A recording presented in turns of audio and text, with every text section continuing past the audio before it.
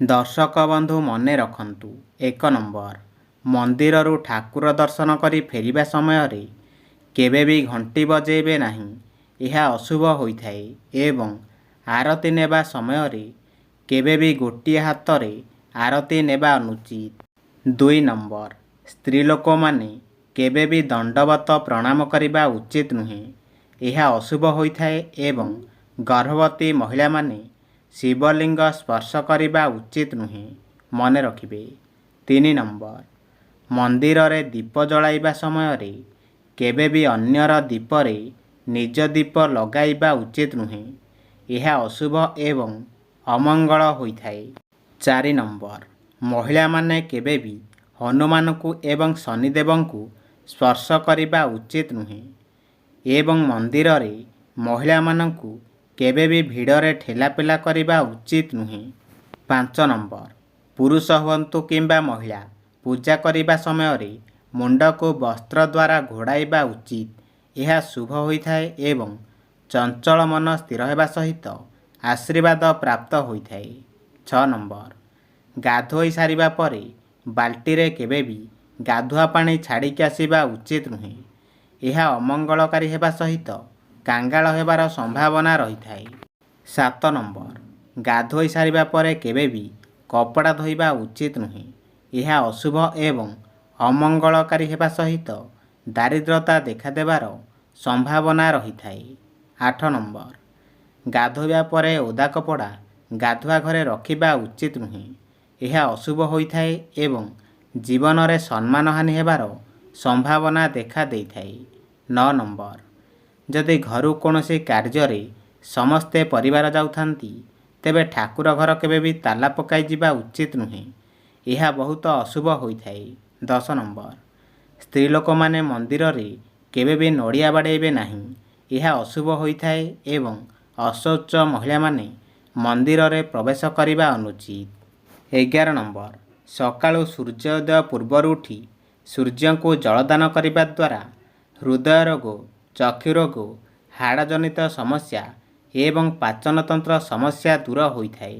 12 number, ପୂର୍ଣ୍ଣିମା ଏବଂ ଏକାଦଶୀ ଦିନ ବ୍ରତ କରିବା ସହିତ ମହାଦେବଙ୍କୁ ପୂଜା କରିବା ଦ୍ୱାରା ଚନ୍ଦ୍ରଦୋଷ ଦୂର ହୋଇଥାଏ ଏବଂ ମାନସିକ ରୋଗ, ଭୟ ଏବଂ ଅତ୍ୟଧିକ ନିଦ୍ରାଜନିତ ସମସ୍ୟା ଦୂର ହୋଇଥାଏ। 13 ନମ୍ବର, ମଙ୍ଗଳବାର ବ୍ରତ କରିବା ଦ୍ୱାରା ମଙ୍ଗଳକାରୀ ହୋଇଥାଏ ଏବଂ ଦୁର୍ଘଟଣାଜନିତ ସମସ୍ୟା ଦୂର ହେବା ସହିତ ଉଚ୍ଚ ରକ୍ତଚାପ ଏବଂ ରକ୍ତ ସମ୍ପର୍କିତ ରୋଗ ଦୂର ହୋଇଥାଏ। 14 ନମ୍ବର, ପଦ୍ମଫୁଲ ପୂଜାରେ ବ୍ୟବହାର କରିବା ଅମଙ୍ଗଳକାରୀ ହୋଇଥାଏ। ଏହା ମା ଲକ୍ଷ୍ମୀ, ମା ଦୁର୍ଗା ଏବଂ ମା ଶାରଳାଙ୍କର ଅତି ପ୍ରିୟ ହୋଇଥାଏ। 15 ନମ୍ବର, ବୃହସ୍ପତି ଗ୍ରହ ସୁଦୃଢ଼ କରିବା ପାଇଁ ଗୁରୁବାର ଦିନ ହଳଦୀ ଦାନ କରନ୍ତୁ। ଘରର ମୁଖ୍ୟ ଫାଟକ ସାମ୍ନାରେ ଏରୁଣ୍ଡି ବନ୍ଧରେ ହଳଦୀର ରେଖା ଟାଣିଲେ ଘରକୁ ନକାରାତ୍ମକ ଶକ୍ତି ପ୍ରବେଶ କରିନଥାଏ। ସ୍ନାନ କରୁଥିବା ସମୟରେ ପାଣିରେ ଅଳ୍ପ ହଳଦୀ ମିଶାଇ ସ୍ନାନ କରିବା ଦ୍ୱାରା ଶାରୀରିକ ଏବଂ ମାନସିକ ଶୁଦ୍ଧତା ମିଳିଥାଏ। 16 ନମ୍ବର, ବ୍ୟବସାୟ ଓ ବାଣିଜ୍ୟରେ ସଫଳତା ପାଇବା ପାଇଁ ହଳଦୀ ପ୍ରୟୋଗ କଲେ ଲାଭକାରୀ ସାବ୍ୟସ୍ତ ହୋଇଥାଏ। ପୌରାଣିକ ମାନ୍ୟତା ଅନୁସାରେ ବିବାହିତା ଦମ୍ପତିଙ୍କୁ ଖରାପ ନଜରରୁ ରକ୍ଷା କରିବା ପାଇଁ ବିବାହ ପୂର୍ବରୁ ହଳଦୀ ଲଗାଯାଇଥାଏ। 17 ନମ୍ବର, ପୂଜା କାର୍ଯ୍ୟ ଏବଂ ଯଜ୍ଞରେ ହଳଦୀ ବ୍ୟବହାର ହୋଇଥାଏ। ସୂର୍ଯ୍ୟଙ୍କୁ ଜଳ ଅର୍ପଣ କରୁଥିବା ସମୟରେ ଅଳ୍ପ କିଛି ହଳଦୀ ମିଶାଇ ଅର୍ଘ୍ୟ ପ୍ରଦାନ କଲେ ସମସ୍ତ ମନସ୍କାମନା ପୂରଣ ହୋଇଥାଏ। 18 ନମ୍ବର, ବୃହସ୍ପତି ଗ୍ରହ ଦୁର୍ବଳ ସ୍ଥିତିରେ ରହିଲେ ଆପଣ ଯେଉଁ କାର୍ଯ୍ୟରେ ହାତ ଦେବେ ସବୁଥିରେ ଅସଫଳ ରହିବେ। ଏପରିକି ବ୍ୟାପାରରେ ପ୍ରଗତି ହୋଇନଥାଏ। ଏହି ସମସ୍ୟାରୁ ମୁକ୍ତି ପାଇବା ପାଇଁ ଆପଣ ଗୋଟେ ହଳଦୀର ଖଣ୍ଡ ନେଇ ଏହାକୁ ହଳଦିଆ ସୂତାରେ ବାନ୍ଧି ନିଜ ହାତରେ କିମ୍ବା ଗଳାରେ ପିନ୍ଧନ୍ତୁ। 19 ନମ୍ବର, ଯଦି ଆପଣଙ୍କୁ ବ୍ୟବସାୟରେ କ୍ଷତି ସହିବାକୁ ପଡ଼ୁଛି କିମ୍ବା ଶିକ୍ଷା କ୍ଷେତ୍ରରେ କଠିନ ପରିସ୍ଥିତିର ସାମ୍ନା କରିବାକୁ ପଡ଼ୁଛି, ତାହେଲେ ଆପଣଙ୍କୁ ଗୁରୁ ବୃହସ୍ପତିଙ୍କୁ ପ୍ରସନ୍ନ କରିବା ଆବଶ୍ୟକ। ଗୁରୁ ଗ୍ରହ ପ୍ରସନ୍ନ ରହିଲେ ଆପଣଙ୍କ ଜୀବନରେ ସବୁ ସମସ୍ୟା ଦୂର ହୋଇଯିବ। 20 ନମ୍ବର, ଯଦି ଆପଣ କୌଣସି ଗମ୍ଭୀର ରୋଗରେ ପୀଡ଼ିତ ଅଛନ୍ତି, ତାହେଲେ ପ୍ରତ୍ୟେକ ଦିନ ହଳଦୀ ତିଳକ ଲଗାନ୍ତୁ। ଏଭଳି କରିବା ଦ୍ୱାରା ଆପଣ ଧୀରେ ଧୀରେ ସେ ବେମାରରୁ ମୁକ୍ତି ପାଇପାରିବେ। 21 ନମ୍ବର, କଂସା ପାତ୍ରରେ ନଡ଼ିଆ ପାଣି ପିଇବା ଉଚିତ ଏବଂ ତମ୍ବା ପାତ୍ରରେ ଆମିଷ ଖାଇବା ଉଚିତ ନୁହେଁ। ଏହା ସ୍ୱାସ୍ଥ୍ୟ ପ୍ରତି କ୍ଷତିକାରକ ହୋଇଥାଏ। 22 ନମ୍ବର, ସୋମବାର ଦିନ କଳମା ଶାଗ ଖାଇବା ଉଚିତ ନୁହେଁ ଏବଂ କେବେ ବି ଭାତରେ ବାଇଗଣ ସିଝାଇବା ଉଚିତ ନୁହେଁ। ଏହା ଅମଙ୍ଗଳକାରୀ ହୋଇଥାଏ। 23 ନମ୍ବର, ଜ୍ୟୋତିଷ ଶାସ୍ତ୍ର ଅନୁସାରେ ମଣ୍ଡଳୀରେ ଗୁରୁ ଏବଂ ଶୁକ୍ର ଗ୍ରହ କମଜୋର ହେବା କାରଣରୁ ଧନର ଅଯଥା ଅପଚୟ ହୋଇଥାଏ ଏବଂ ଯେତେ କମେଇଲେ ବି ଧନ କମ୍ ପଡ଼ିଥାଏ।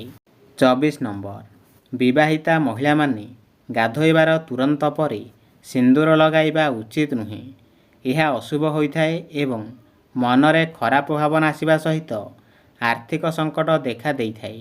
25 ନମ୍ବର, ଠାକୁର ଘରେ ଠାକୁରଙ୍କର ମୂର୍ତ୍ତି କିମ୍ବା ଫଟୋ ଏପରି ରଖନ୍ତୁ ଯେପରି ଗୋଟିଏ ଠାକୁରଙ୍କର ଦୃଷ୍ଟି ଅନ୍ୟ ଠାକୁରଙ୍କ ଉପରେ ନ ପଡ଼େ, କାରଣ ଏହା ଅଶୁଭ ହୋଇଥାଏ।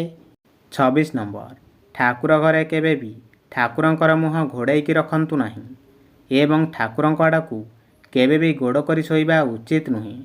ଏହା ଅମଙ୍ଗଳକାରୀ ହୋଇଥାଏ। 27 ନମ୍ବର, ଘର କେବେ ବି 3 ମାସରୁ ଅଧିକ ସମୟ ଖାଲି ରଖିବା ଉଚିତ ନୁହେଁ ଏବଂ ଘରର ଭଣ୍ଡାର ଘର କେବେ ବି ଖାଲି ରଖିବା ଉଚିତ ନୁହେଁ। ଏହା ଅଶୁଭ ହୋଇଥାଏ। 28 ନମ୍ବର, ଗାଧୋଇବା ସମୟରେ ଝଡ଼ିଥିବା କେଶ କେବେ ବି ଗାଧୁଆ ଘରେ ଛାଡ଼ିକି ଆସିବା ଉଚିତ ନୁହେଁ। ଏହା ଅମଙ୍ଗଳକାରୀ ହୋଇଥାଏ ଏବଂ ବ୍ୟବସାୟରେ ବାଧାବିଘ୍ନ ଆସିବା ସହିତ ଜୀବନରେ ଉନ୍ନତିରେ ବାଧାପ୍ରାପ୍ତ ହୋଇଥାଏ। 29 ନମ୍ବର, ଘରେ ନେଉଳ, ଧଳାପାରା କିମ୍ବା ଧଳାପାରାର ମୂର୍ତ୍ତିଟିଏ ରଖନ୍ତୁ। ଘରର ମଙ୍ଗଳ ହୋଇଥାଏ। 30 ନମ୍ବର, ଠାକୁର ଘରେ ଶଙ୍ଖ ରଖି ପୂଜା କରିବା ସହ ବଜାଇବା ଉଚିତ, ଫଳରେ ଘରେ ନକାରାତ୍ମକ ଶକ୍ତିର ପ୍ରଭାବ କଟିଯାଇଥାଏ। ଏହା କରିବା ଫଳରେ ମାତା ଲକ୍ଷ୍ମୀ ପ୍ରସନ୍ନ ହୋଇଥାନ୍ତି।